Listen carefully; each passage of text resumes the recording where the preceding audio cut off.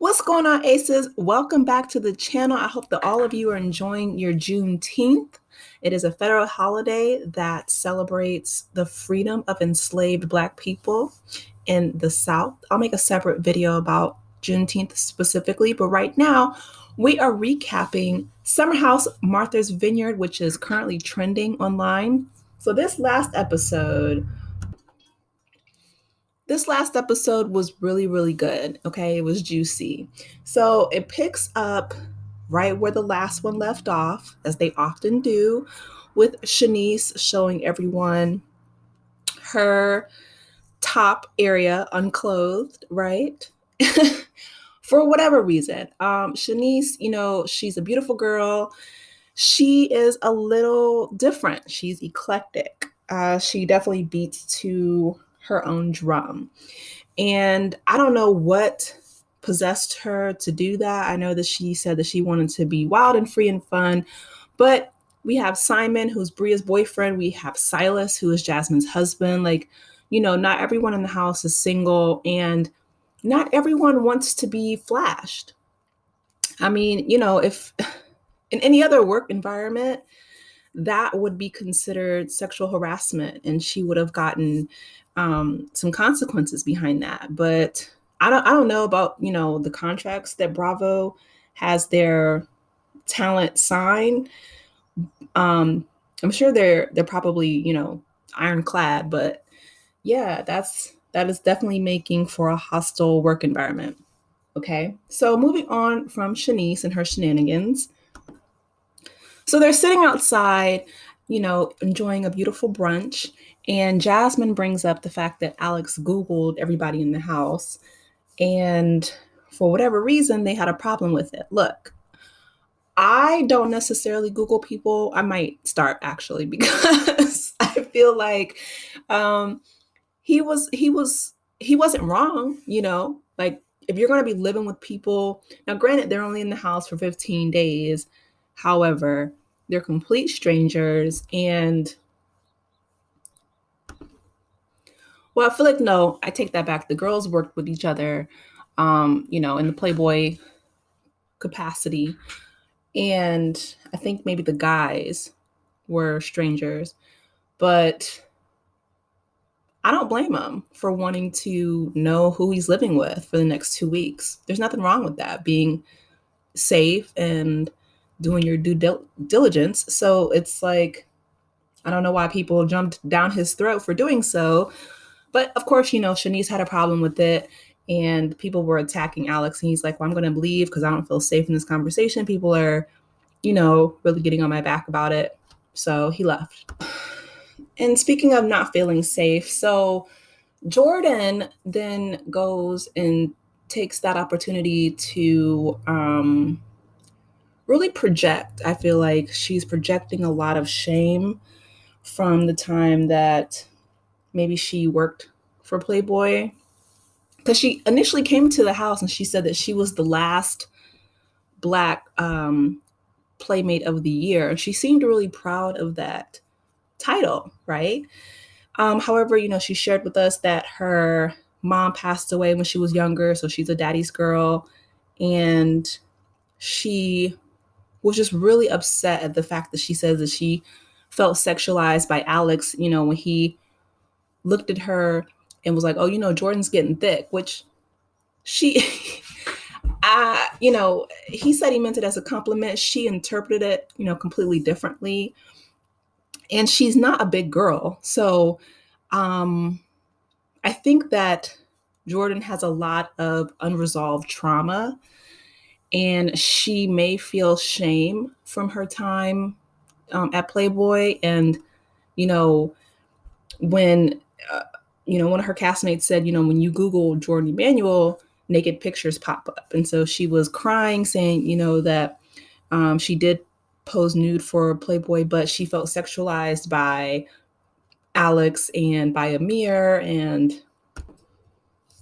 she's like, I've never been a sexual being. And she was like, I don't appreciate, all these labels put on me. And so I think that that's a very conflicting message, right? So on one hand, people often say that posing for Playboy is women gaining agency over their bodies and autonomy and freedom and all those things. And I guess both things can be true because, no judgment over here, but she was saying that she felt, hypersexualized by the men in the house. And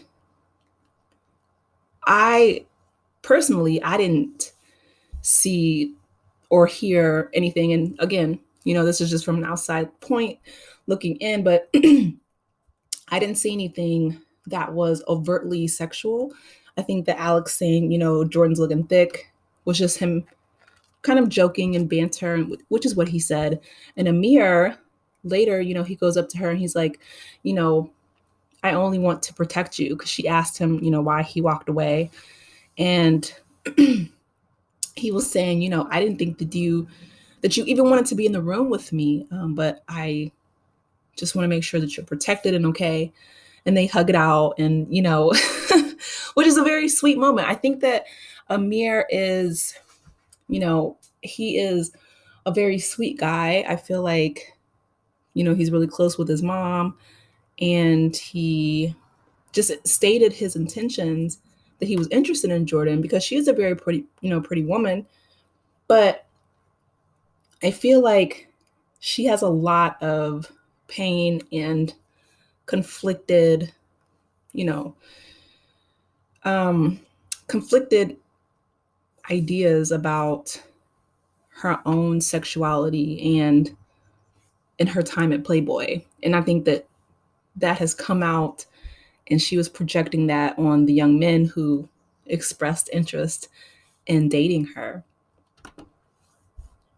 And speaking of conflict, Silas is getting dragged in the cyber streets, and I'm here for it because he is so unbelievably disrespectful. And he went on Kempire, who is, he has his own internet YouTube, channel, but he went on there on his channel to do damage control, I guess, and try to explain his point of view. And, he was like, well, I take ownership for the things that I said and I did, but he is dogging his wife out, Jasmine out, about her ironing his pants, which he's a very capable, able-bodied man who's in the military. And I don't understand why he wasn't, doing his own ironing. But they were arguing about that. He was very disrespectful towards her. He diminishes her. He dismisses her. I feel like he is a chauvinist. Like I'm like, do you even like women? Do you? Because it doesn't seem like he respects his wife at all. He used his toothbrush to get out a stain, and he's like, he asked her for one. And then we see next week where he is basically, shouting at her about, marriage and their covenant and covering. And he's really teetering on abusive, in my opinion. And that's what a lot of people online are saying. I hope that Jasmine can be, use this platform to set herself up to be financially stable enough to leave him if need be. Because before, she was transparent in saying that she was living in her car with Mariah. And then, she met her husband during the pandemic. They dated for a few months and they got married really quickly. But he is not an agreeable human being. Okay, so I hope that she can get her money up, stack her bread, and get up out of there if need be. And then, Preston, they cook soul food together. They, tell Amir about what it means to be cooking together, the origins of soul food that come from slavery, so on and so forth. Because, again, he was raised by his Lebanese mother, so he doesn't know a lot about Black history.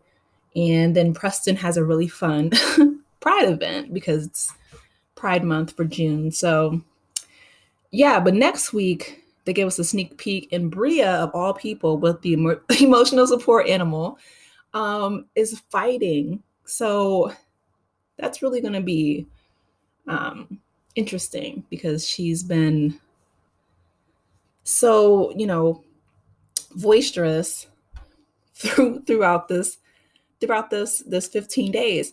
I'm really glued to this show. I think it's really good. Oh, they also went on a tour and they said that Diana Ross was dating Gene Simmons from Kiss. I was like, she was dating Gene Simmons from Kiss, but yeah. And she stayed at the house, but they, took a Black history or African American history tour of the Vineyard. But yeah, I love this show. You guys drop down in the comments. Let me know your thoughts. Please be sure to like, share, and subscribe if you haven't done so already. And I will talk to you later. Take care, Aces. Bye.